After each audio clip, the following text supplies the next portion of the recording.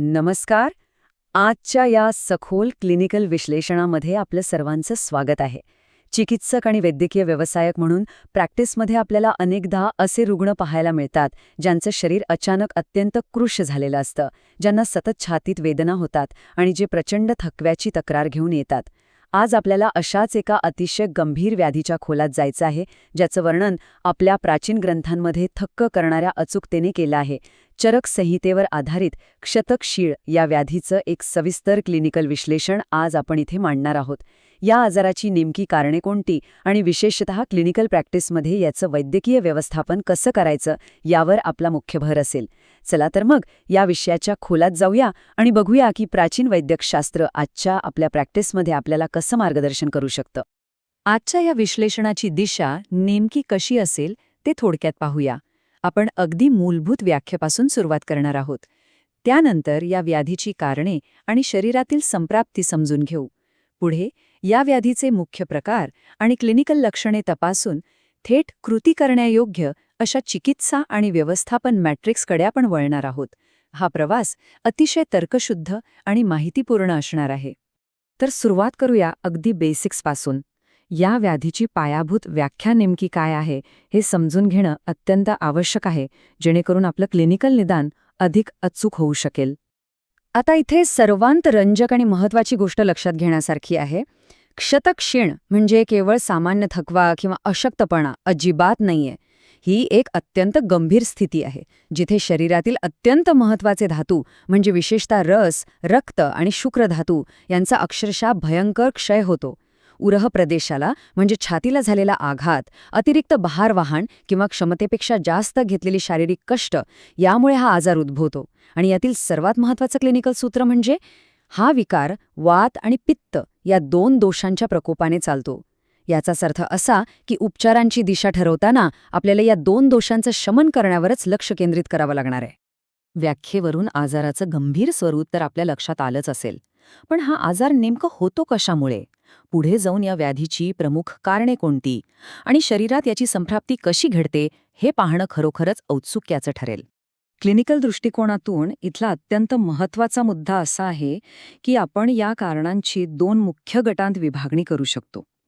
एकीकडे शारीरिक ताण देणारी कारणे आहेत, जसं की अतिभार उचलणे, गरजेपेक्षा जास्त व्यायाम करणे, अतिमैथून किंवा छातीला प्रत्यक्ष मार लागणे. आणि दुसरीकडे आहार आणि जीवनशैलीशी संबंधित कारणे आहेत, जसं की सतत उपवास करणे, शरीराचे नैसर्गिक वेग रोखून धरणे किंवा अत्यंत रुक्ष, तिखट आणि कडू पदार्थ खाणे. आजच्या काळात विचार करा, जिममध्ये अतिव्यायाम करणारे किंवा वजन कमी करण्यासाठी क्रॅश डाएट करणारे रुग्ण जेव्हा आपल्याकडे उपचारांसाठी येतात ना, तेव्हा ही कारणे नक्की आठवून पाहायला हवीत. आणि हे अतिशय सुंदररित्या स्पष्ट करतं की शरीरात या व्याधीचं चक्र नेमकं कसं फिरतं. ही संप्राप्ती एकदम टप्प्याटप्प्याने घडते. बाह्य कारणांच्या सेवनामुळे सुरुवातीला वात आणि पित्तदोष प्रकोपित होतात. हे वाढलेले दोष उरह प्रदेशातील धातूंचा क्षय सुरू करतात, ज्यामुळे रस, रक्त आणि शुक्रधातू कमी होऊ लागतात. यानंतर हा प्रकोपित वात स्रोतसांमध्ये शोष आणि क्षती निर्माण करून उरह प्रदेशात म्हणजे छातीत विकृती निर्माण करतो. आणि या अंतिम टप्प्यावरच रुग्णामध्ये कास, श्वास, पार्श्वशूल यांसारखी प्रत्यक्ष लक्षणे दिसू लागतात. ही एक संपूर्ण साखळी आहे जी वेळीच खंडित करणं क्लिनिकली खूप गरजेचं असतं. अचूक निदानासाठी चरक संहितेमध्ये या व्याधीचे दोन मुख्य प्रकारात वर्गीकरण केलं आहे. हे दोन क्लिनिकल भेद कोणते आहेत ते आता आपण बघूया. प्रॅक्टिशनर म्हणून हा भेद ओळखणं अत्यंत महत्त्वाचं आहे. रुग्ण समोर आल्यावर तो क्षतज आहे की क्षयज हे ओळखणं उपचारांसाठी अगदी निर्णायक ठरतं.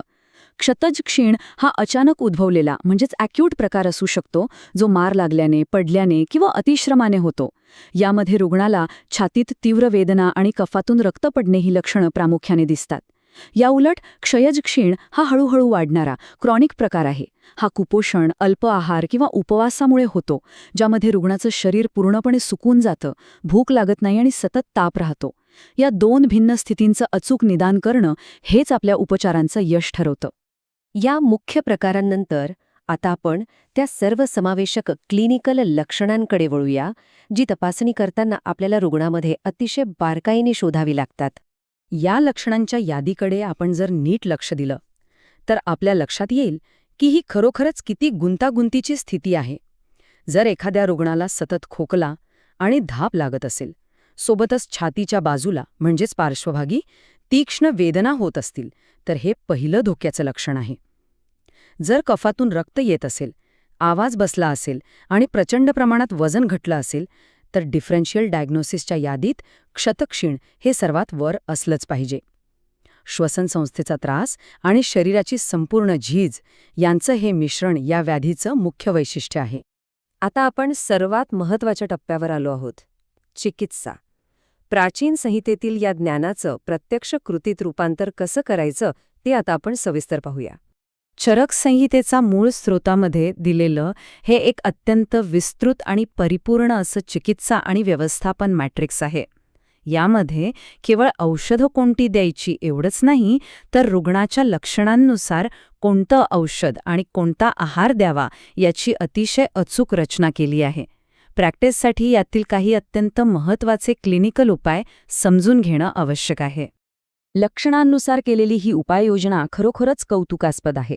बघा, जर छातीला नुकताच आघात झाला असेल किंवा उरहक्षत निर्माण झाले असेल, तर तात्काळ लाक्षाचूर्ण दूध आणि मधासोबत देण्याचा उल्लेख इथे आहे, जे जखम भरून काढण्याचं उत्तम काम करतं. जर रुग्णाला खोकला आणि छातीत वेदना असतील, तर मधुकादी योग दिला जातो. आणि जर कफातून ॲक्टिव्ह रक्तस्राव होत असेल, तर तो थांबवण्यासाठी कमळाचा म्हणजे उत्पलाचा उपयोग सांगितला आहे. जर रुग्ण अतिशय कमकुवत झाला असेल, तर त्याला ताकद देण्यासाठी तुपाचा आणि मांसरसाचा वापर करण्याची स्पष्ट सूचना इथे मिळते. ही अशी अचूक आणि टार्गेटेड चिकित्सा हे या ग्रंथाचं खरं वैशिष्ट्य आहे. आणि औषधांइतकाच किंबहुना त्याहून अधिक महत्त्वाचा भाग म्हणजे पथ्य किंवा आहार. या उपचारांमध्ये आहार हा केवळ पोट भरण्यासाठी नाही, तर शरीराची झालेली झीज भरून काढण्यासाठी चक्क एक औषध म्हणून काम करतो. जांगल प्राण्यांच्या मांसरसाने क्षीण झालेल्या धातूंचं अगदी खोलवर पोषण होतं. दूध, तूप आणि मध हे शरीरातील वाढलेला वात आणि पित्तदोष शमवतात. शाळी तांदूळ आणि यव शरीराला बळ देतात, तर द्राक्ष आणि आवळ्यासारखे फळं शरीराला आतून थंडावा देऊन झालेलं नुकसान भरून काढतात. आहाराद्वारे केलेली ही शरीराची पुनर्बांधणी खरोखरच अद्वितीय आहे, नाही का? ह्या संपूर्ण विश्लेषणाच्या शेवटी एका अतिशय महत्त्वाच्या प्रश्नाचा आपण सगळ्यांनी विचार करायला हवा. आजच्या या आधुनिक युगात जिथे फिटनेसच्या नावाखाली क्षमतेपेक्षा जास्त वजन उचललं जातं आणि झटपट वजन कमी करण्यासाठी तीव्र उपवास किंवा क्रॅश डाएट केलं जातं, तेव्हा आपण नकळतपणे ह्याच श्वेतक्षीण आजाराला आमंत्रण तर देत नाही होत ना. वैद्यकीय प्रॅक्टिसमध्ये आजकाल दिसणारी ही तरुण रुग्णांमधील थकव्याची आणि कृशतेची लक्षणं या प्राचीन व्याधीचंच आधुनिक रूप असू शकतं. त्यामुळे पुढच्या वेळी जेव्हा असा एखादा रुग्ण उपचारांसाठी आपल्या क्लिनिकमध्ये येईल, तेव्हा नक्कीच ह्या दृष्टिकोनातून आपण विचार करायला हवा. आजच्या या सविस्तर विश्लेषणात सहभागी झाल्याबद्दल खूप खूप धन्यवाद.